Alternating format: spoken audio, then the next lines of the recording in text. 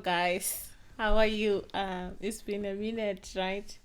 Welcome back to our channel. Today, we are going to be talking about a very touching topic. Is it? So stay tuned. Tinashe, how are you? I'm good, Tatenda. How are you doing? I'm fine. How was your week?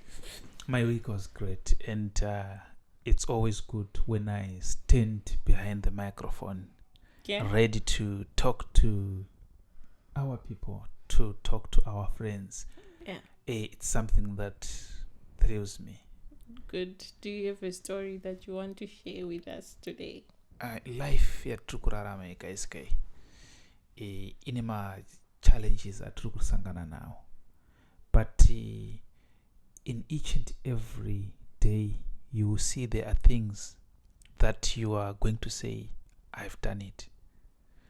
But problem yatiri kuita sometimes ndeyekuti we want to count the successes when it's something chiri huge.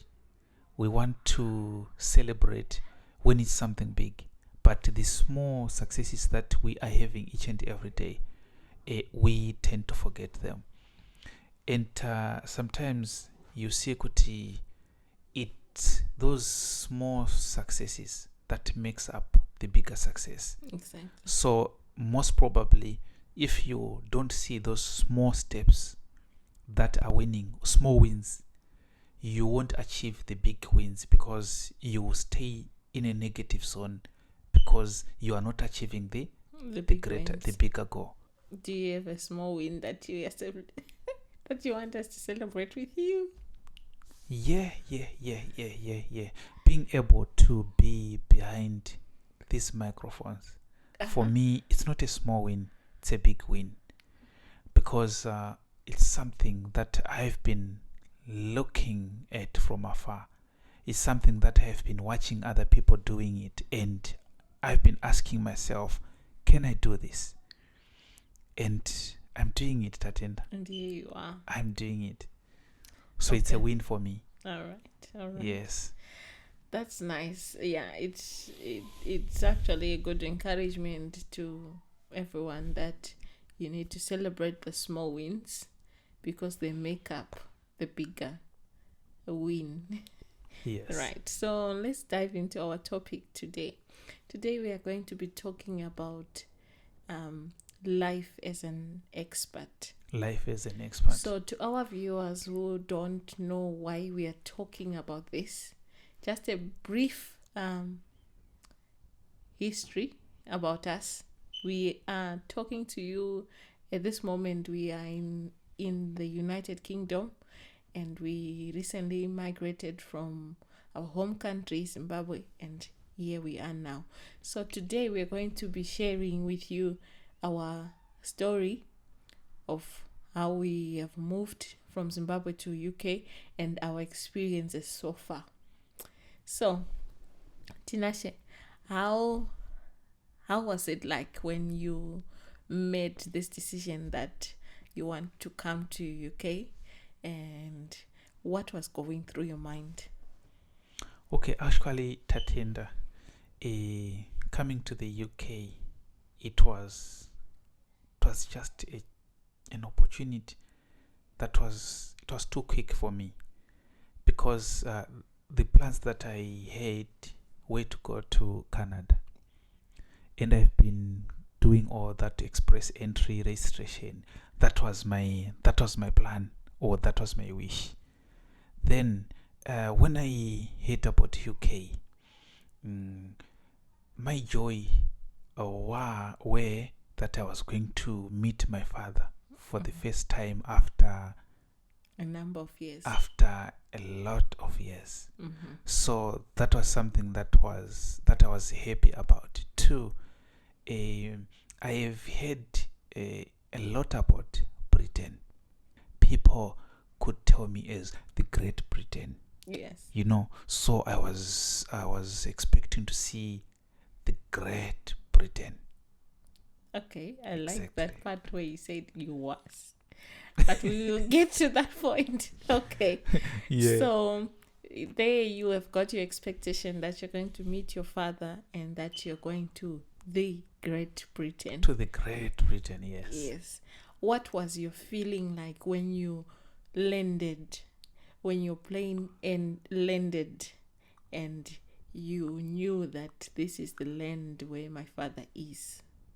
What was that feeling like? It was mixed feeling. Why? Because I had to do self-transfer from Gatwick, Heathrow, to Scotland. It was something new, like I had no idea about the bus system, how it works here. So that experience, it wasn't nice, but I was shadowed by what is waiting for me at the end of the journey, right? So I was happy in a way. That's good. I'm happy you were happy. Yeah. So All that right. was one of the expectations. I was expecting to meet my father, right?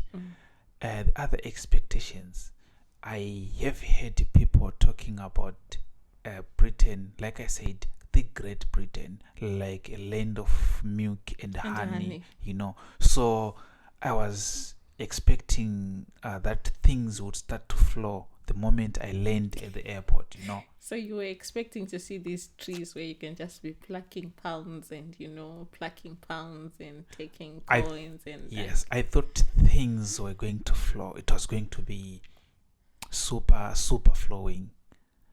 Okay. Yes. All right. Yeah, it is a world of great expectations, like the book says. So, right. So here you are now in the UK. Around what time of the year did you arrive in the UK? I arrived in the UK just after winter time. They said it was after winter, but to me it was hell winter. It was cold. I tell you. Around what temperatures was it ranging? 7 to 9. That was hot. Come on. Yeah, they said it was hot. Yeah, it was. But even now, I still find that temperature very cold for me. I was coming from a country where the temperatures could go to 52 degrees. Wow. Then 52 degrees, it was better. And now I'm in a country where everyone is wearing t-shirts and they're saying it's hot. It's hot. And it's like 7 degrees. It's hot. What? All right. How did you navigate this part of where the accents are different and you're trying to communicate and you can't get some words through, like it's hot, water, those kind of words? I'm not keen to change my accent in any way. I believe English is a language. Yes. We just have to use it to communicate. So if I say how are you, if you hear come here. If you hear what I'm saying, that's okay with me. I don't mind, like let me tell you one thing that happened. I went to the shops at Morrison's. I wanted to buy phone charger. Yes. Then I could not get it on all the shelves, right? Then I went to one lady. Then I asked her. She checked in her phone. She said, if you go to aisle 6, I hate that one, and look at the bottom. Then I was like, what is? I asked what? He said, look at the bottom. Then I ended up saying it's okay. I pretend as if I have heard what she said, but you didn't know where the bottom is. I didn't know nothing. Trust me. Unfortunately, I went out of the shop without my charger because I could not tell her that, you know what, I can't hear what you are saying. I just want to play the smart guy. Yeah, you don't want to look dumb. I didn't want to look dumb, but all right, yeah, but I think with the accent you get used to it Now, And yeah, now I'm used to it. you now know how they speak and how their accent sounds, and then it's Now I easier. understand exactly. And I've seen little kids. Mm-hmm. It's easier for them to adapt. Exactly, it's Very easy. flexible. They say it's not easy to teach an old dog New tricks. Yeah. How can you start learning the accent that says I want some water, when you were taught to say the same words as I want some water? Water. It's water. Even them, some of them, if you talk to them, they will tell you that the right pronunciation is water. But here there are a lot of languages like Scottish, Welsh, what. Mm-hmm. Just So like we have so many they're languages. also doing it like dilapidated. You get what I'm saying? Yes. Their English, their language is they are putting their accent in the English, right? So we're not worried about the pronunciation. We just need to communicate. And if we don't take that, you will end up feeling inferior because you can't pronounce the way they are pronouncing. Mm-hmm. Yeah, after all, what's important is to communicate, get your message across to the next person, and if they can understand you, if they fine. Understand me, let's go forward. Yeah, exactly. So that was the I was expecting to everything to just flow. Okay, all right. So now that you are in the country, the weather is doing you great and you are enjoying the weather. The weather is doing me great. Yeah. Okay.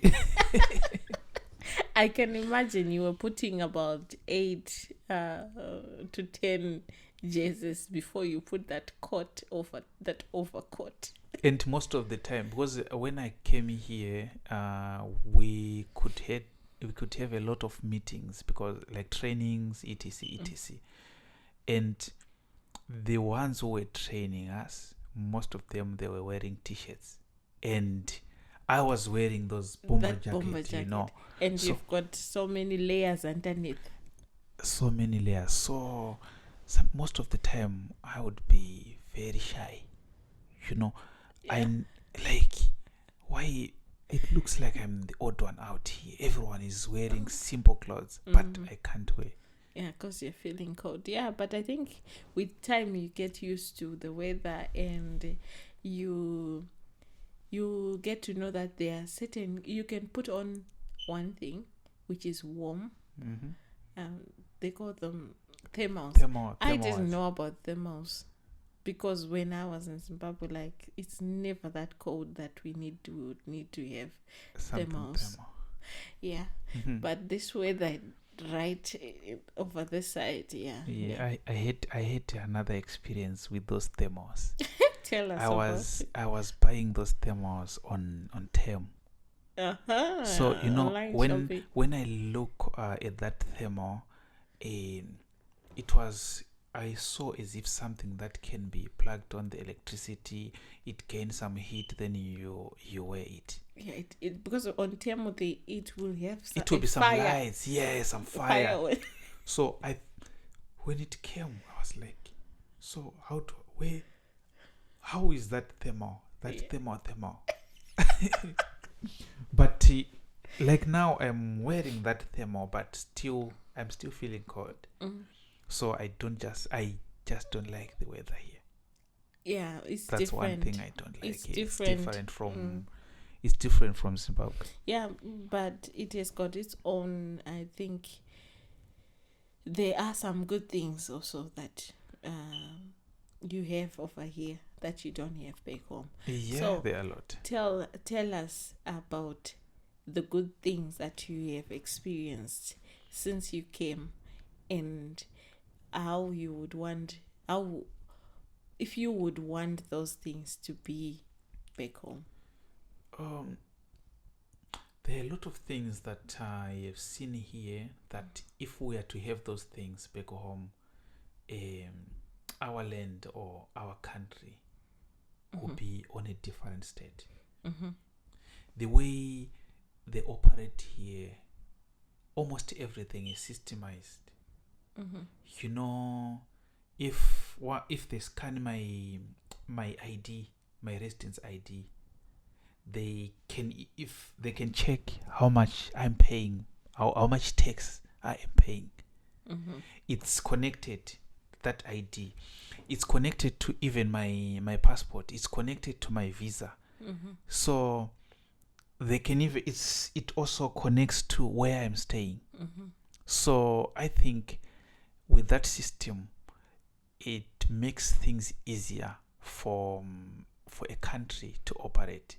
It enables them It to be can accountable account for everyone in the Exactly. country. Yes, that accountability, I think it's very important, especially when we are looking at allocating even resources for children in school, for elderly people, for the sick. You can be able to identify each and everyone who is in a particular area. Their taxing system. You see, when I came here, yeah, of course, the tax is too much, of course, right?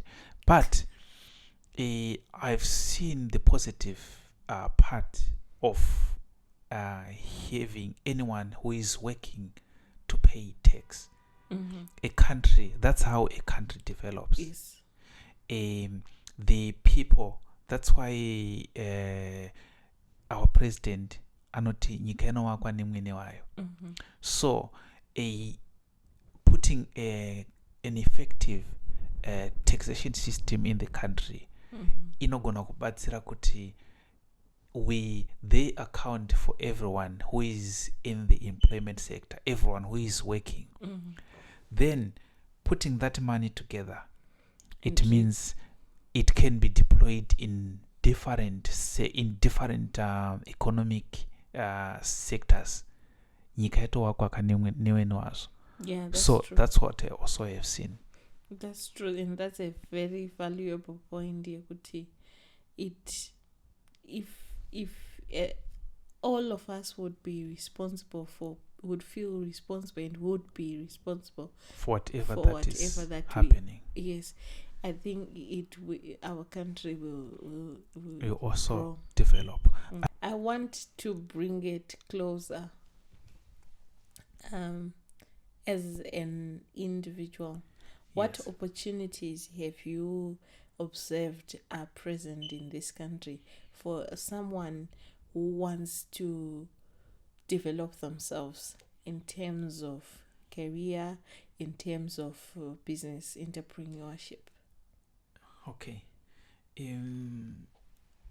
You spoke about two aspects, the career side and the business opportunities. I have seen, in terms of business opportunities, they are vast. If once you do your market research, once you know the people that you want to sell your product to, once you identify them and produce that quality product, you definitely win. And I've seen most businesses that experts like me are opening, they are more in the health sector. Why? Because the health sector, I've seen here, there are some positions in the health sector that are not wanted more by the local people. They don't want to do those type of jobs. And me, coming from my country, I know how I grew up. Some of the things that they don't want to do are the things that we grow up doing. So I've seen in the health, there are a lot of opportunities for experts. In the cleaning industry, there are a lot of opportunities. Even in the white collar ones like accounting, there are also a lot of opportunities. Logistics, there are a lot of opportunities. So what I've seen here, in being in a first world country, it has opened my eyes, because I am seeing people from different cultures. I am seeing the Indian people. Most of them, they are more into entrepreneurship. I have seen my brothers from the West, Nigerians. Most of them, they come here not to work for somebody. They come here to make money, and they make money. So I am learning from how other people are doing it. Because in the past, I used to believe I went to school, I have a nice degree, so what I need to do is to get a good job. Not just a job, I need to get a paying job. Right? That's what I used to believe. But here, when I came here, I saw people with masters. Some of them, they are doing the same job with someone without O level. Right? Yeah. Some of them with masters, PhD, they are being managed by people who doesn't have all those things. Exactly. So I've come to see that sometimes it's not about the papers, but it's about the knowledge. What do you have in your mind? Are you able to transform the 5 U's that you have into something tangible? So there is no limitation for someone no who's coming from Zimbabwe and they just got this opportunity to come here and they are feeling like they are just going nowhere, they are stuck. Yes. They can't do anything else. And then you're saying that this country does not limit anyone according to what you have in terms of qualifications. It doesn't. You just have to believe in yourself. You just have to believe you can transform that thing which you have in your mind. Yes. And do it. And I also have seen this is a problem that I have seen mostly with people who have papers. When I say we have papers, the degreed people, the master's people, the PhD people, they look down upon other types of jobs. And this can be proved. If you go back to Zimbabwe now, you will see the C students. They are employing the A students. Why? Because the smart ones, all their focus is on the highly paying job. But the C student or the U student, they believe that when it comes to school, I'm not. They are not even bothered on wanting to make a CV, because they know there is no one who is going to employ me with this CV because I don't have qualifications. But at the end of the day, the A student is sending their application to the C student, the U student, and the U student will be calling the shots, saying, I want someone with a first-class degree. What do you have? Who is asking? It's the U student.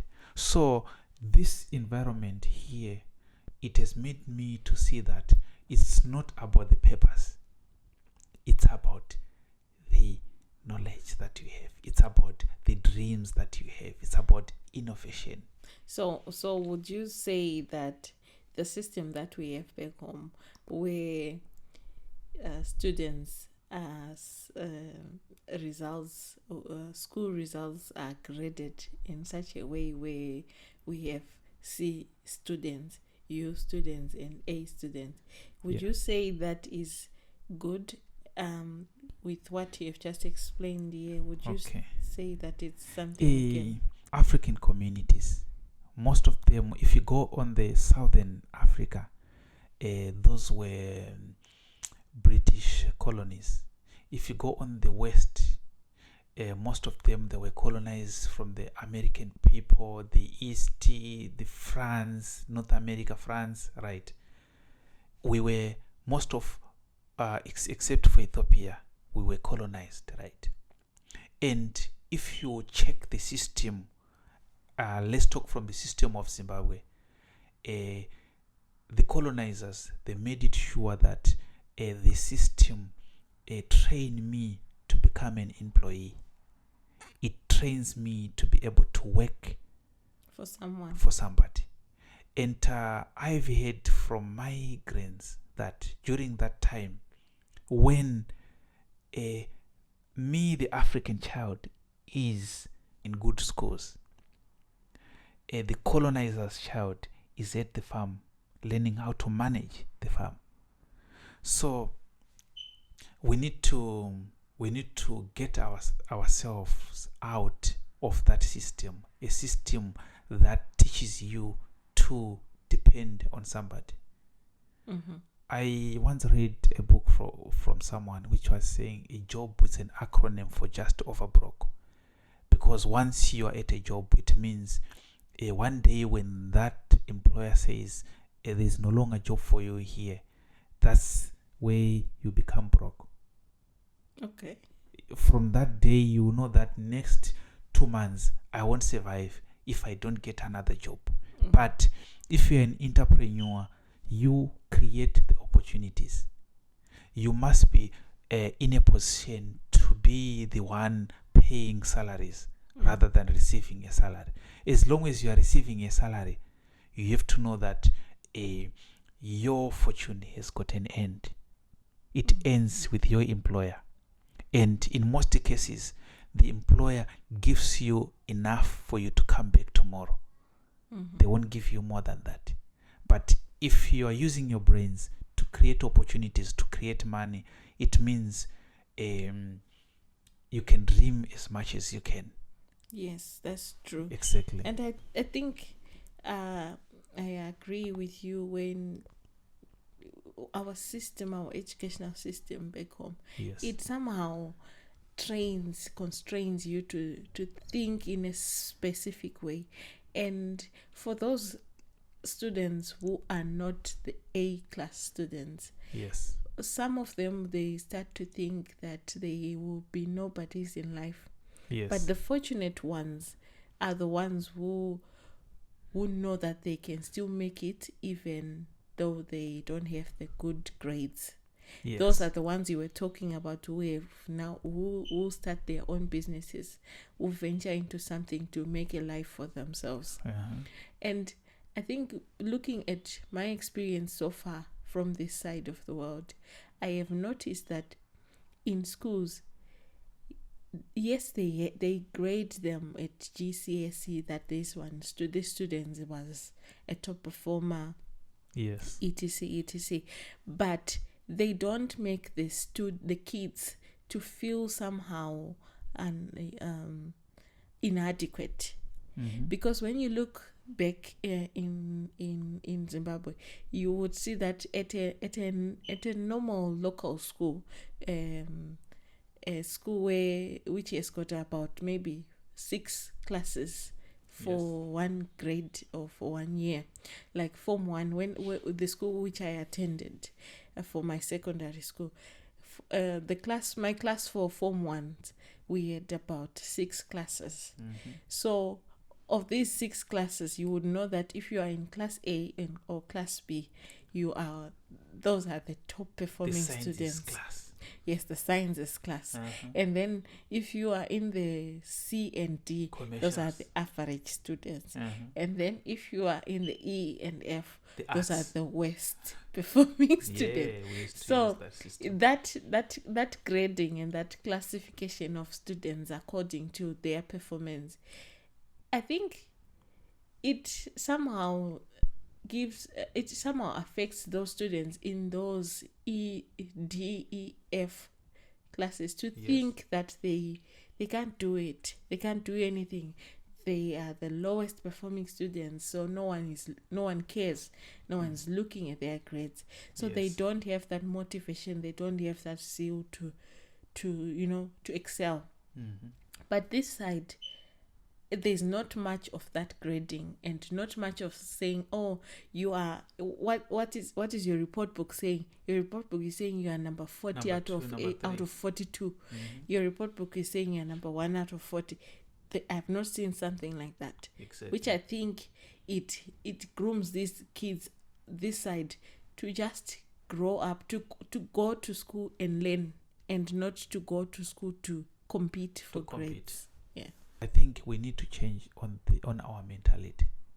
Once we change the mentality, we can change the world. We can change Africa. I must applaud our Zimbabwean community. I've seen so many, so many entrepreneurial businesses that are coming up in the construction industry, which shows that these engineers are now going out there, starting their own things. And I think it's something to applaud. That's what we need. If we are to do that, Zimbabwe or most of African countries, we have what it takes to become one of the greatest countries in the world. Mm-hmm. Because we have the knowledge, we have people who have experience, qualified by experience, we have people who have those papers. So with those engineers, we can make Zimbabwe great. With those doctors, we can make Zimbabwe great. So it goes back to the statement that we spoke when we started this podcast, that we should create a system that can pay those people. I've been in Dubai. It's a desert. In a desert like that, now in Dubai, it used to depend on oil, right? But now they are getting more revenue from tourists coming into a desert. They have transformed a desert into a tourist attraction. Mm-hmm.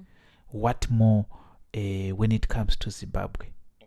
We still have a lot of resources. We have land. For example, if you go to Nyanga alone, just going to Nyanga without any building there, people would want to see it, right? Mm-hmm. So I'm saying, with the knowledge that we have, with the qualified people that we have, we can make our countries better countries. Yes, that's true. So now you've told us about some of the good things that you have seen since you came here. Yes. The opportunities that you've been exposed to, and the good experiences that taught you so many things that Yes. which can be applied in our country. In our countries, yes. So now, let's flip the coin. Uh-huh.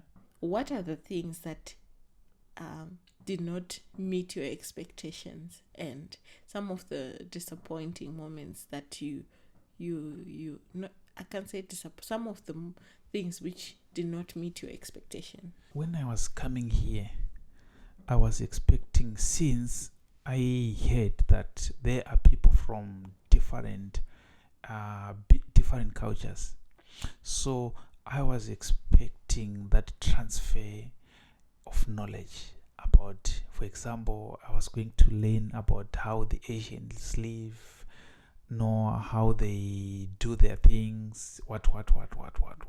But I saw more of the dilution of culture. It's easier for us to condemn our culture and to assume another culture. Africa, the mother of civilization, that's where the land is rich in culture. But when we come here, the dilution is too quick. We are condemning ours. We are taking that one. Like we want to fit in. We want to fit in to an extent that we compromise ourselves too much. Okay. Yes. In what ways would you want to share? In our culture, we address our elders with respect. Mm-hmm. We call a father Mr., grandfather, Granny. We put that respect to people. 2, no child call his or her father by name. I can't call my father by name. I'm here, my father is here, but I can't call him by his name again, right? In my culture, we don't call by name. We usually, a man is called by the second name, which is the surname. In Shona, we called Sambetsa. Sa uyanongomiriraji Mr. So it's something that I'm still trying to not to learn. I'm not learning it. I'm still trying to figure out what it means. Don't you think that when you mix with other cultures, Yes. you also have to accept that cultures are different? Yes. And if you are to meet someone who in their culture, they are free to call each other by name, yes. by their name, Yes. and it's okay. Don't you think To respect that. you need to respect that and not enforce your culture on them? Okay, what you said is very correct. When I meet somebody who in their culture, they are comfortable with calling each other names by names, they can tell me, please call me David. And I can also tell them, please call me Mr. Mbeta. There we are respecting each other's values. I am respecting yours. I call you the way you want. You are respecting mine. You call me the way I want. But the problem is when you want me to accept your culture. You want me to adapt to yours, but mine you can't. Okay. So there is no one who is to be disadvantaged. We are people from different cultures with different values. I respect you, you respect me. We are good. So that diversity, this side, it requires someone to really know where they stand in terms of their culture. You have your values, I have my values. Then we learn from each other. I respect yours, you respect mine. Not like I take away mine just because I need to blend to yours. Yeah, that's true, because this country is very diversified. It is. And there's a lot to learn from everyone, a lot of experiences, because each and everyone is having their own experience. Exactly. And once they share that, that's an opportunity to learn. Yes. And if it's culture, once they share their values, their cultural background with you, you can learn one or two things, and then you'll be like, in my culture, if we would do this, it would be good. And just to know how others do it, it just equips you. I have had an opportunity of passing through the Jewish communities. If you walk in their streets, you would think maybe you are in Israel already. The way they dress, the way they talk, the way they walk is Jewish, right? They are in Britain. They're in an English land, right? But their culture, they come with it. They said you can take John from the streets, but you cannot take John. You cannot take the streets out of John. But it's opposite with us mostly. John leaves the street, and everything about John changes. Yeah. Where we are supposed people from other cultures, where will they learn about my culture if I'm not proud of my culture? If I'm not showing them my culture? Or is it that because with Christianity, with the with the introduction of Christianity, right? The way it was introduced, especially in the African countries, we were taught, or we ended up hating ourselves, hating our identities, or our identities was presented as demonic. For example, the way you do things. But if you are to check, there are a lot of things that you do. If you read the Bible, then you say, wow, I already know about this. Not from the Bible, but your culture also says you should not steal. That's where in Hebrew says the law of the Lord is written in your hearts. So I'm saying, let's learn from each other. Come with your culture and your values. I come with my culture and my values. I will learn the good things in your culture. You also learn the good things in my culture. All right. And Exactly. what advice would you, before we close, Yes. what advice would you want to give to someone who is still out of the UK and they're looking forward to migrate to the UK? What advice would you give them? You should have a reason to come here. You must have a goal, the reason why you want to come here. I've had an encounter with a lot of people who have been here for more than 20 years. Mm-hmm. They've been here in the country, but if you look at them, they are still working towards achieving a certain dream. Meaning they have been here, they are still working. Some of them, they even go back home. They have nice houses at home, but they can't live in those houses. Some go with nyaradzo. You get the point? Looking up. So when you want to come in whichever foreign land that you want to go, you must have a purpose to go there. Okay, you are going in search of greener pastures. Go search for greener pastures. Once you get greener pastures, what next? But I believe as an African, when you go to those first world countries, go learn as much as you can and implement back home. Because as for me, home is best. So there are moments where you feel homesick. Exactly. There's a missing element of family association, and that community. Yes. That you have built all these years from back home.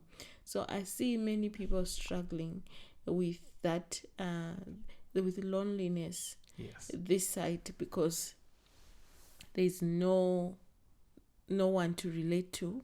Yes. And a lot of people this side, I've noticed that people, they mind their own business. They do. So if you are here and there's no one minding your business, that becomes a problem, because you're now lonely and it's just work. Yes. And you find those are the people where you hear that someone has just died and they're at work. They died Exactly. at work because they've got nothing to go back home to. They are lonely, and the only thing that they can do is work, but it's not healthy. Thank you, guys. Let's meet again in the next episode.